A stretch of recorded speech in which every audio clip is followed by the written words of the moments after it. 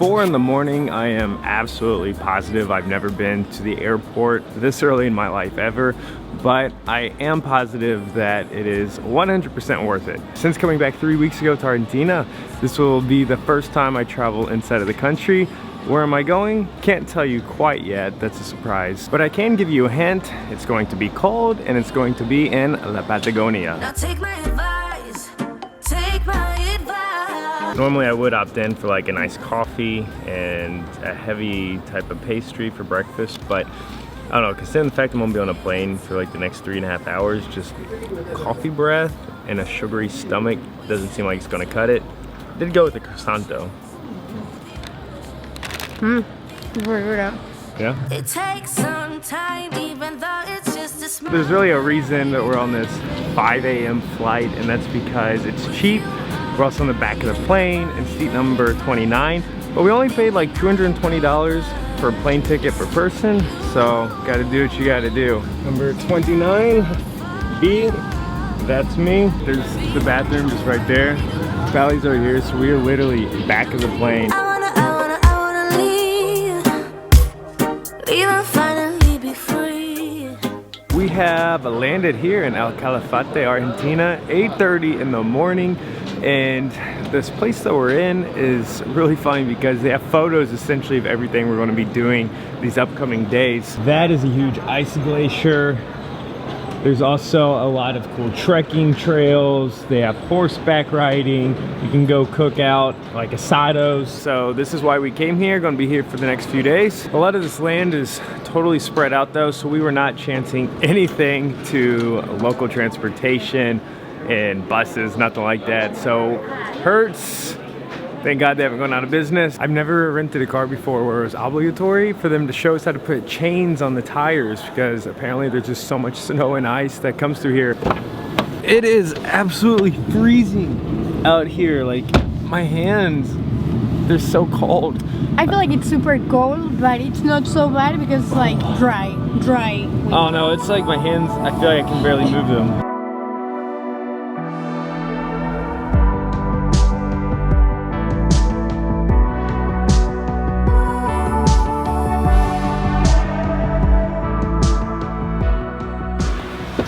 What are you doing?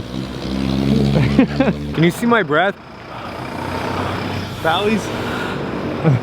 At the airport I wasn't feeling anything too sweet, but now it's like 10 in the morning, so why not eat something just a little bit more sweet? When I'm on vacations or trips, I just like throw my diet totally out the door and I want to eat it all, literally all of it. I have no idea what to get.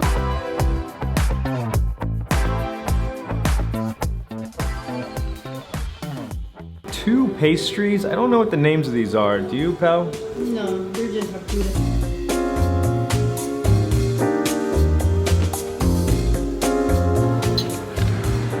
Before we go, I need to do something. What?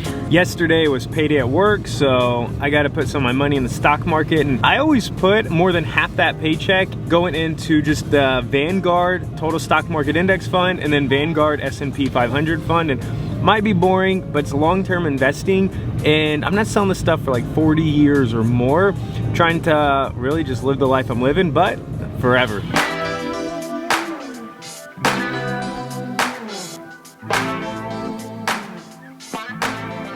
I'm so confused.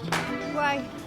Like, where's the guy at? He's going to meet us in 20 minutes. Oh. The problem is that we're not sure where we need to be with him. In the airport, I told you we had a lot of excursions planned, so horseback riding with the gaucho is one of them. And he said to meet him here, but there's like nothing out here. It's totally desolate, just like a road. So we messaged him. He hasn't responded yet. We're supposed to meet him in 30 minutes. I mean, we might just be early, but I still don't know where we're going to horseback ride out here. There's literally nothing. This barbed wire fence fell over, so I'm just going to walk across this little wood plank, and mainly just to come over here and see this just like tundra.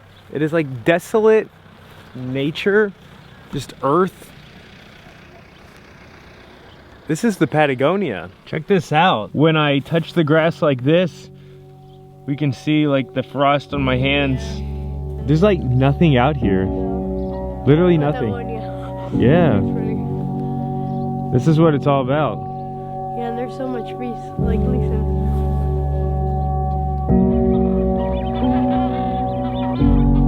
You wear me down. My actions will be forgiven. When we first met. There's so many dogs. Hi. Oh, you want your little belly scratched? Oh, who are you? Hi. ¿Cómo está? Bien. Eduardo. Soy Jacobo. ¿Cómo le va? ¿Cómo ¿Qué tal? andás? Buen día. Essentially, we were just idiots because we were parked just right over there, and just right across the road we saw like 10 horses, and we're like, that's probably the place. Cabo de Gata in Patagonia. This is the name of the place we're doing this horseback riding at here in Calafate. Paid like $19 per person. Look at you, cowgirl.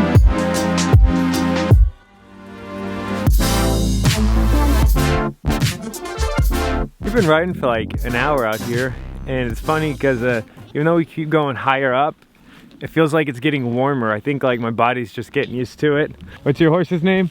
Dyson. Dyson? I'm neglecting my horse. I don't know their name at all. Sorry, buddy.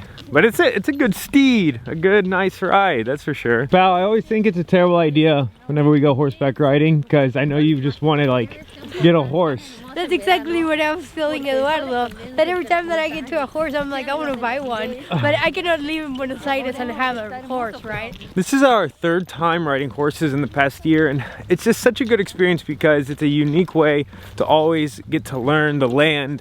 And you know, everyone's always going in their car to places, or maybe there's a lot of routes getting walked on, like trails.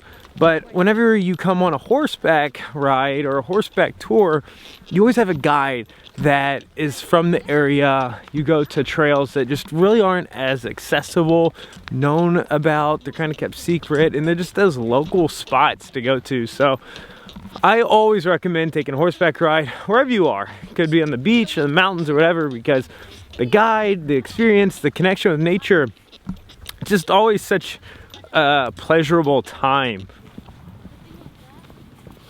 Gracias por la experiencia, amigo. Sos un buen compañero. Lauda from the horses recommended we come and get lunch in this downtown area, but I get out of the car and it smells like fresh air. There's where we're eating right there. Nina. Cold weather like this, there's like 3 types of foods that come to mind. I'm thinking of like a nice steak with a wine, pasta with a wine, or some type of risotto, but which one? I ended up getting the roasted sheep, also known as cordero. And it came with these like green mashed potatoes. I have no idea why they're green. I watch like every single bite I take down with wine. And I feel like this is just how it is in Argentina. Like if you like a good wine, you gotta pair it with an amazing food. And that probably sounds like it should be said the opposite, but not if you're me.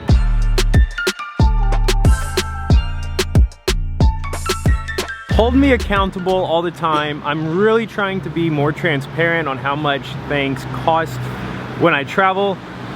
So that meal we just ate after the tip was paid was $30. There you got it. So at least you get an idea for whenever you come here how much you'll pay for like high-class food. Be careful, all this is ice right here. Yeah, my feet, they're like slipping around. Yeah, it's not good to drive. Pally's never drove on ice before. And it's supposed to snow tomorrow. We'll see if we get it, but I hope no. yeah, maybe we'll have to use those chains that Hertz gave us. I hope no. One thing I love about being out here in the mountains is just the roads that are driven on are so beautiful. It doesn't even feel like time's passing by. Hey, you shouldn't be recording and driving. Well, what I are you don't have doing? any help. What are you doing? It's all for YouTube, nothing for Instagram, so I need to do what I need to do. So, Yeah, but this is a wild view. Just driving along here, looking out there. Oh my gosh. This province, Santa Cruz, is one of many provinces here in Argentina that make up the entire Patagonia. Also, there are states or provinces, whatever they have in Chile, that make up Patagonia as well. But I read somewhere, this could be outdated, that there's only 1 million inhabitants in all of Patagonia. And there's nothing out here, which some people hate, that feeling of just being desolate. But this is what I love about Patagonia, because there's nothing out here. I mean, there's a lot to see in terms of the earth, animals, and things like that, but there's no people, which is just beautiful. I love how our shadows are. They're like so tall. And then we got the, look, and then we got the mountains that are really tall behind us too. Do I look tall? For your first time in life. It's a good effect for the camera. Yeah, I'm super tall, huh? You're not really short though. I think you're like normal. You're just normal. I'm average. Okay, don't say you're average. That doesn't sound nice. I am kind of worried. I don't know. Look at this. It's like they got trench warfare in the ground right here. I don't know who's cutting out trenches in the ground, what they're preparing for. Maybe trench warfare, Argentina and Chile. We'll see. Feel strong. I want you to know that with you I feel whole. And if this could last forever, I wouldn't have any other. I see you already getting your photos in. It's really nice, huh? It is a nice view. Look at that. Here, even on your phone, the way you're taking it. I can see the mountains, the sunset. The lake. Yeah, real life right there, even better. I'm looking forward to waking up to that tomorrow morning. And that means I gotta go to bed. So it's been one heck of a day. It's been a lot of fun having you travel with us. And if you're ready to explore Perito Moreno, the glacier, then you better subscribe, because that's what we're doing tomorrow. See ya.